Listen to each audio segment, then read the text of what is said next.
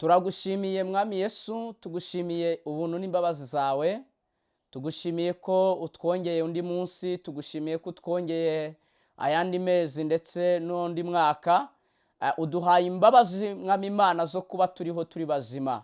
Ngushimiye kurinze abanyarwanda, ngushimiye kurinze abagize imigabane y'isi, nuhabwe icyubahiro Mana. Urindiye ubwoko bwawe aho buherereye, mu ntara zitandukanye, mu burere butandukanye, nuhabwe icyubahiro ku migabane itandukanye, nuwishimirwe. Tukweretse abafite ingorane, tukweretse abafite agahinda, tukweretse abafite amakuba, abahuye n'ibyago ndetse n'ingorane zitandukanye ubarengere. Ngaho rero kugira neza kwawe kubeho, tugiye kuganira ubutumwa bwiza bw'ijambo ry'Imana kuri uyu munsi wa none. Reka ubutumwa bw'imbaraga kuba bwumvishe mu izina rya Yesu, amen. Nshuti bakundwa bene data, nongeye kubasuhuza amahoro y'Imana n'abane namwe aho muherereye, basore inshuti zanjye, bakobwa bashiki banjye ndetse babyeyi namwe bagabo, bantu b'Imana mukora mu nzego zitandukanye, mu mpande zitandukanye, ndabasuhuje. Umwami Yesu nabanezeze.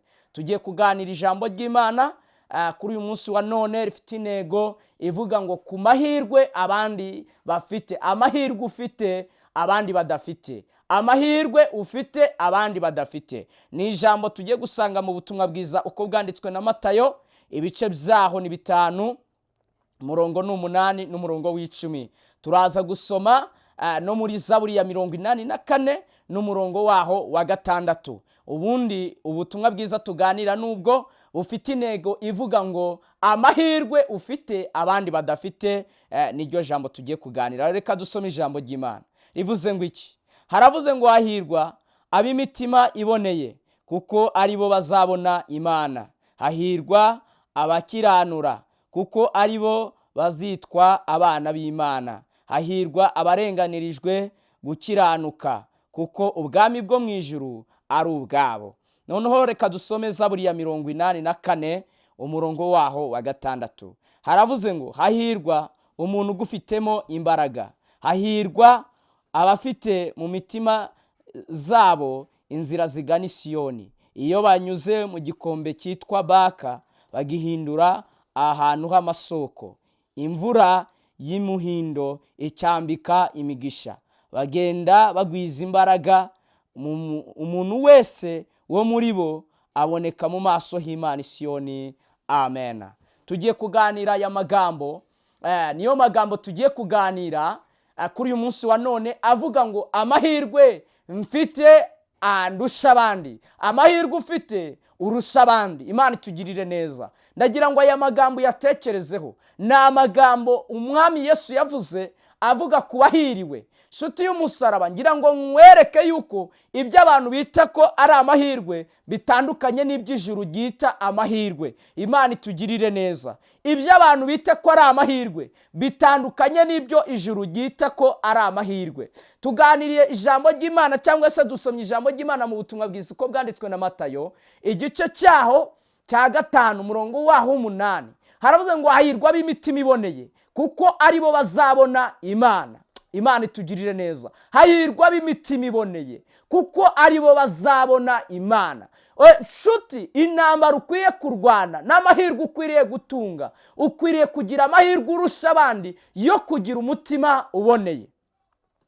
Umutima uboneye nubamo intonganya, umutima uboneye nubamo ishyari, umutima uboneye nubamo amagambo, umutima uboneye nubamo amatiku, nubamo amacimbirane. Umutima uboneye, uwo mutima uboneye ngo uguhesha gusingira kubona Imana. Imana itugirire neza. Niyo mpamvu uyu mwanditsi wa Matayo yanditse aya magambo Yesu yavuze, avuga ngo hahirwa ab'imitima igize gute? Iboneye, ngo abo nibo bazabona Imana. Hari igihe umuntu yibaza ngo ubundi nabona Imana ni kuba ufite umutima uboneye, utarimo urubanza, utarimo gucimbirana, utarimo amatiku, utarimo inzangano, utarimo intambara zo kurwanya abandi, utarimo ishyari. Nagira ngo nkubwire ngo uwo mutima uzabona Imana. menya ngo wisobanukirwe nawe witekerezeho wibaze ngo mfite uwuhe mutima. Bibiliya iravuga ngo ab'imitima uboneye abo nibo banyamahirwe. Hari ibintu abantu bita amahirwe, ariko Imana yaje, Yesu yashatse agaragaza ko ibyo abantu bita amahirwe bitandukanye n'ibyo we abona nk'amahirwe, nk'iby'ijuru ribona nk'amahirwe. Nenya ngo babwire abantu b'Imana, nshuti z'umusaraba wa Yesu, iri jambo rivuze ngo hahirwa ab'imitima iboneye nibo bazabona Imana, ndagira ngo uritekerezeho inshuro nyinshi ku buzima bwawe. Uvuge ngo aya mahirwe ese koko ndayafite? Aya mahirwe ese koko ndayagendana? Aya mahirwe koko iwanjye ndayatunze? Aya mahirwe koko mu kazi nkora ndayafite? Aya mahirwe mu buzima bwanjye bwa buri munsi aho ngenda, mu nshuti zanjye, mu bo dusangira ibyishimo, mu bo dusangira umunezero, mu bo dusangira ibyiza, ese aya mahirwe ndayagira? Nshuti y'umusaraba, akenshi abantu dukunze kwita ibintu bita amahirwe. Dukunze kubona umuntu ufite amafaranga menshi, agendera mu modoka nziza, afite inzu nziza, afite abana, rimwe na rimwe dukunda kuvuga ko uyu muntu ahiriwe. Reka nkubwire, arahiriwe, ariko kandi hari abantu bahiriwe mu buryo bubiri. Dore abantu bahiriwe mu buryo bubiri: kuba ufite umutima uboneye, ufite n'amafaranga ushaka, ufite abana, ufite ubutunzi, ufite ibyo ukeneye mu buzima bwawe, ariko ukaba ufite n'umutima uboneye, utarimo inzangano, utarimo igomwa, utarimo kunyaga, utarimo kwambura, umva uhiriwe kabiri. Ariko nongere nsubire gatoya, hari abantu bafite amahirwe y'ubuzima bw'imibereho ya buri munsi, ariko badafite amahirwe y'iby'ubugingo bubasingiriza kubona Imana. Ndagira ngo nkubwire ngo niba wari ufite amahirwe yo kuba ufite amafaranga ariko udafite amahirwe yazabona Imana, gerageza ugire n'umutima uboneye kugira ngo uzabone Imana. Nshuti y'umusaraba, ushobora kuba udafite ibyo ukeneye mu buzima bwawe bwa buri munsi, ariko ukaba ufite umutima uboneye, uri umunyamahirwe kuko uzabona Imana. Niko ijambo ry'Imana rivuze. Kuba udafite amafaranga, kuba udafite ubutunzi, kuba udafite mbese, kuba uba mu ikode, kuba ukodesha, kuba ubayeho mbese ubuzima bwawe wari ugutera ibiraka, ndetse rimwe na rimwe bitanayemera, rimwe na rimwe ubaye no mu buzima bupfundikanya, ariko ukaba ufite umutima uboneye, ukaba ufite umutima utifuza ko abandi babaho nabi, ukaba ufite umutima utifuza ko abandi bapfa nabi, nagira ngo ngire ngo uri umunyamahirwe, uzabona Imana. Umurongo wa 9 dusomye tuhasanze ijambo rivuga ngo iki: hahirwa ngo abarenganura, hahirwa abantu barenganura, abo nabo ngo bazitwa abana b'Imana. Nshuti y'umusaraba, niba ugeraho abandi barengana, ukageraho abantu bahuye n'akaga, ukagerageza kubarenganura, Bibiliya iravuze ngo abo bantu bazabona Imana. Imana itugirire neza, ngo abo bantu bazitwa abana b'Imana. Niki cyaguhesha kwitwa umwana w'Imana? Nukuri umuntu urenganura abandi, nukuri umuntu utabara abandi, nukuri umuntu ufasha abandi mu gihe bari mu ngorane, nukuri umuntu urwana intambara zo kugira ngo utabare abandi mu gihe nta butabazi bwari buhari, nukuri umuntu ugerageza gufasha abandi mu gihe abandi babimye ubufasha, nukuri umuntu urengera abandi mu gihe nta burengezi nawe wari kubarengera wari uhari. Uzitwa umwana w'Imana, ni wowe munyamahirwe. Noneho tugere ku murongo w'10. Tugeze ku murongo w'10 tuhasanze ijambo rikomeye, riravuze ngo hahirwa abantu barenganirizwa gukiranuka, ngo ubwami bwo mu ijuru ni ubwabo. Aha, iri jambo ritindeho. Hahirwa abantu barenganirizwa gukiranuka, ubwami bwo mu ijuru ni ubwabo. Ngaruke bene data, nshuti z'umusaraba, abo dusangiye kwizera no gucungurwa, abo twita abarokore. Hari ibintu bitiranya abarokore bene data, mutandeba nabi, ariko reka tubiganireho gatoya. Iri jambo rero ngo hahirwa abantu barenganirizwa gukiranuka. Abantu bibwira ko abantu barenganirizwa gukiranuka ari abasanzwe mu butayu, mu misozi bagakubitirwayo. Oya, abo ntabwo ari bo barenganirizwa gukiranuka gusa. Hari igihe umuntu yibwira ko umuntu urenganirizwa gukiranuka ari uko mbese aba ari umuntu bavuzeho amagambo menshi, ariko rwose oya, ntabwo ari uko bimeze. Hari n'abantu bagira ngo kurenganirizwa gukiranuka nuko babasanze mu nsengero bakabakubitirayo. Ntabwo ari ko bimeze. Biravuga ngo hahirwa abantu barenganirizwa gukiranuka, ubwami bwo mu ijuru ni ubwabo. Nagira ngo nkubwire ngo n'umuntu uba mu kazi kiwe, kabone nubwo atari umurokore, ari mu bo twita ko badakijijwe, ariko akaba akora ibintu bye mu kazi kiwe atibishimiye inzara, uriya muntu kandi akaba aturanye n'abandi babikora, bakanabimwigisha, bakanamwereka n'inyungu zirimo, ariko we akaba atabikora, akavuga ngo njyewe ngomba gukiranuka mu byo nkora. uwo muntu nawe ararenganirizwa gukiranuka kuko yabonye aho yagakuye inyungu, ariko kuko ashaka kurwanira gukiranuka aremera arenganwe, afate dukeya cyangwa se na rimwe n'ibihombo bimusangemo, ariko akiranuke mu byo akora. Uwo muntu ubwami bwo mu ijuru n'ubwe. Nshuti y'umusaraba, cunga aho ukorera, muri ofisi ubamo, muri biro ukoreramo, cyangwa kuri tera aho ukorera, cyangwa se hirya no hino mu kazi ukorera, cyangwa mu kigo runaka ukoreramo. Nagira ngo nkubwire ngo aho naho urwane intambara yo kurenganizwa gukiranuka kugira ngo ubwami bwo mu ijuru ubugabane. Imana yacu tugirire neza. Natinze, reka dusimbuke gatoya twumve uyu mwanditsi wa Zaburi yavuze iki ku kintu bita amahirwe. Ndi kuvuga ngo amahirwe urusha abandi, ndi kuvuga ngo amahirwe ndusha abandi, amahirwe urusha abantu. Naya tumaze kuyagusobanurira muri Matayo. Reka turebe aya mahirwe. Umwanditsi wa Zaburi ya 84:6 yavuze ngo iki? Yaravuze ngo hahirwa abantu bagufitemo imbaraga. Yavugaga ndi? Yavugaga Imana. Hahirwa abantu bagufitemo imbaraga Mana, kuko abo bantu hahirwa n'abagufitemo imbaraga. Hahirwa n'abantu bafite mu mitima yabo inzira zigana i Siyoni. Nshuti y'umusaraba, neba neza niba muri wowe ufitemo imbaraga mu Mana. Unarebe koko niba mu mutima wawe ufitemo inzira zigana i Siyoni.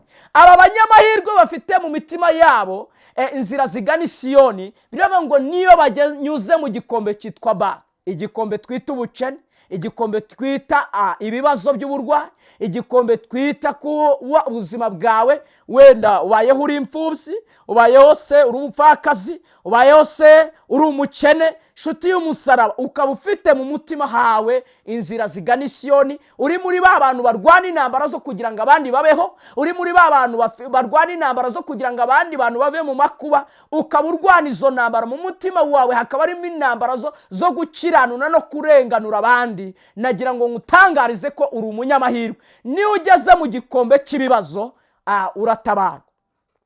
Ijambo ry'Imana riboneka mu byakozwe n'intumwa mu bice byaho 13. Ijambo ritubwira ngo iki? Ritubwira ku nkuru y'umuntu bita Dorokasi. Uyu muntu bita Dorokasi yari umupfakazi w'umudamu, ariko akagira intambara yo kubohera abakene bagenzi be imyambaro kugira ngo bambare. Akagwana intambara kugira ngo imfubyi zibeho zambara. Ngo iyi ntambara uko yagiye yirwana, igihe kiza kugeraza gupfa. Ba bantu babonye ko Doroka yapfuye bagira ikibazo. Baravuga ngo uyu muntu uko ari we watwitagaho, uyu muntu uko mu mutima we ari we wagiraga impuhwe, wagiraga inzira zo gutabara abandi, none ko apfuye tuzabaho duti? Bibiliya itubwira ngo iki? Ngo nuko bagaragaza imyambaro ye bayimanitse, bahamagara batuma Petero, baramubwira ngo Doroka yapfuye kandi niwe muntu watwitagaho. Biratubwira ngo nuko Petero yinjira mu cyumba cyo hejuru, ngo aho yari bari barambitse umurambo. Ngo ahageze, ngo yibuka imirimo abantu bose bamweretse y'imyenda yaba badodeye, kandi umurimo gikomeje. Petero ahageze avuga ijambo rikomeye, aravuga ngo Dorokasi risobanuye Doroka. Ndavuze ngo byuka. Amuzura mukura mu bapfuye kubera intambara yo yarwanaga yo gufasha abandi. Mu mutima we harimo inzira zigana i Siyoni. Rwana intambara nawe rero yo kugira ngo abantu babashe kubaho mu nzira yawe. Nugera no mu bibazo, nugera mu bikombe cy'urupfu, nugera mu gikombe cy'akaga, nugera mu gikombe cy'uburwayi, babandi witayeho, babandi wagiye ufasha, babandi wagiye urengera, bazagira n'umwete wo kugusabira no kukwingingira. Kabone nubwo mu mubiri ntacyo baba bafite bagufasha, ariko mu buryo bwo gusenga, mu buryo bwo kubana n'Imana, bazagusengera kandi utabarwe. Imana yacu tugirire neza. Uwo niwe munyamahirwe. Ayo niyo mahirwe ushobora kuba ufite urusha abandi, niba koko uyafite. Niba utayafite, uyu munsi wa none usaba Imana, uyibwire ngo nshaka kwinjira mu banyamahirwe, nshaka kwinjira mu banyamahirwe. Atari bamwe MTN ijya yamamaza, cyangwa se atari bamwe amakampani runaka ajya yamamaza, ahubwo we mu banyamahirwe barwanira kugira ngo bagire mu mitima yabo inzira zigana i Siyoni. Iri jambo tugiye kurivugaho, Bibiliya avuga ngo aba bari bene Kora, ngo bageze muri iki gikombe cyitwa Baka, Imana ikibaniramo nabo. Cyari igikombe cy'ibibazo, cyari igikombe bari bategewemo, ariko Imana ikibarindiramo. Imana ikibarindiramo kubera ko mu mitima yabo harimo inzira zigana i Siyoni, zigana mu ijuru. Imana yacu itugirire neza. Uri umunyamahirwe niba ubana n'Imana, niba ukora ibyo Imana ishaka, niba ugendera mu kuri, niba ugendera mu gukiranuka, niba ufite intambara, niba ufite umutima uboneye, uwo mutima uboneye ngo uzabona Imana. Niba kandi nshuti y'umusaraba ufite uburenganirizwa gukiranuka, ubwami bwo mu ijuru nagutangarizaga ko ari ubwawe. Mwakire neza ijambo ry'Imana. Uyu munsi wa none Imana yari imaye kugira ngo tuganire ijambo rivuga amahirwe, amahirwe ufite, amahirwe mfite. Tugerageze turebe koko niba aya mahirwe tuyafite. Imana iguha umugisha cyane. Reka Imana ikwiteho aho uherereye mu buzima ubayemo, utangariza isi, tangarize Satani, tangariza abadayimoni, tangariza ubuzima, ububwire ngo ndi umunyamahirwe kuko mu mutima wanjye uraboneye. Utangarize Satani, uyibwire ngo ndenganirizwa gukiranuka, ubwami bwo mu ijuru ndabizi ko mbufite. Imana yacu itugirire neza. Ndagushimiye Mwami Yesu, ngushimiye ko uri umwami kandi uri umukiza, ngushimiye ko uri umutabazi mu buzima bwacu bwa buri munsi. Ijambo ryawe ritwibukije iki? Ritwibukije ngo ese turi mu banyamahirwe, turi mu bantu barenganizwa gukiranuka, turi mu bantu bafite imitima iboneye, turi mu bantu bafite mu mitima yabo inzira zigana Siyoni, turi mu bantu bagufitemo imbaraga, turi mu bantu bagera mu gikombe cy'ibibazo, hamwe no kuba dufite imitima iboneye tukakinyuramo, igikombe cy'ubukene, igikombe cy'ibibazo, cyangwa twacikiramo intege, cyangwa twakiheberamo, cyangwa twavugirizamo induru, cyangwa twakiheba. Mana ndasenze kugira ngo ufashe bano bantu, kugira ngo ufashe uneza amatwi, kugira ngo ufashe unkurikiye mu izina rya Yesu rikomeye. Imana uha abantu bawe kugira kuba mu mitima iboneye, kugira imitima iboneye, kuba bafite mu mitima yabo inzira zigana Siyoni, inzira z'ubutabazi, inzira zo gufasha abandi mu izina rya Yesu. Sengeye mushiki wacu, sengeye murumuna wanjye, sengeye bakuru banjye, sengeye abagabo, sengeye abubatse ingo, sengeye abatubatse. Imana ibafashe bagira imitima iboneye mu izina rya Yesu Kristo. Imana irwana intambara yo kugira ngo bakiranukire aho bari, bakiranukire aho bakorera, bakiranukire aho bagenda, bakiranukire mu byo bavuga mu izina rya Yesu, bakiranukire mu byo bakora no mu byo bagerageza mu izina rya Yesu. Amahirwe Mwami Imana iri mu ijuru abonekeho. Pawulo yandikiye Abaroma mu bice 3 aravuga ngo amahirwe abayuda baruta abandi. Ese abayuda babarusha iki? Aravuga ngo babarusha mu buryo bwose, nuko babitse ibyavuzwe n'Imana, babitse ibyasezeranijwe. Aba bantu harimo ababitsi byasezeranijwe, abo nabo bari mu banyamahirwe. Kandi nabo data nabifuza kwinjira mu banyamahirwe uyu munsi bafashe umwanzuro wo kugira ngo bagukiranukire, ubaha imbaraga zibo bakomerezamo. Niko nsenze kandi niko nsabye, nizeye kubyumvishe kandi ubikoze ni mu izina rya Yesu. Amen. Shalom nshuti zanjye, ndabakunda. Wabagezagaho ijambo ry'Imana uyu munsi wa none ni NZABANDORA Patrick. Nabifurizaga kugira ngo tube mu banyamahirwe mu izina rya Yesu. Ijuru ritangaza nk'abanyamahirwe, atarabisi itangaza nk'abanyamahirwe. Cyakora byose bifatanyiriza hamwe kutuzanira ibyiza. Amahoro y'Imana abane namwe. Shalom, shalom, ndabakunda, murakoze.